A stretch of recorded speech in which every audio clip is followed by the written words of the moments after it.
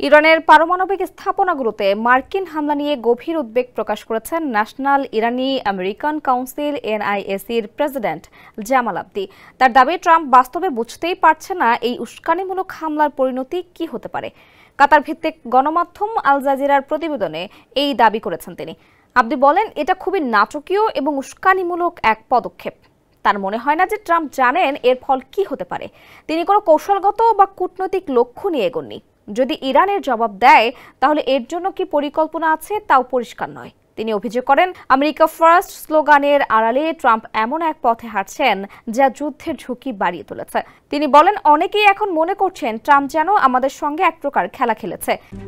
RICL TMX, যুগের পর যুগ স্থাপনা থাকে মজবুত। তিনি প্রশ্ন তোলেন, ট্রাম্প কিভাবে নিশ্চিত করবেন যে এই ঘটনার পরিণতি যুক্তরাষ্ট্র বা বিশ্বের জন্য ভয়াবহ হবে না। তার সিদ্ধান্তে যে কোনো সময় পরিস্থিতি নিয়ন্ত্রণের বাইরে চলে যেতে পারে। জামাল আবদির মতে, ট্রাম্প এই হামলার মাধ্যমে কেবল নিজের রাজনৈতিক অবস্থান শক্ত করার চেষ্টা করছেন, অথচ বাস্তব কূটনৈতিক বা সামরিক পরিণতি নিয়ে তিনি চিন্তাই করেননি। পরিস্থিতি কোন দিকে মোড় নেয় বলে মন্তব্য করেন তিনি।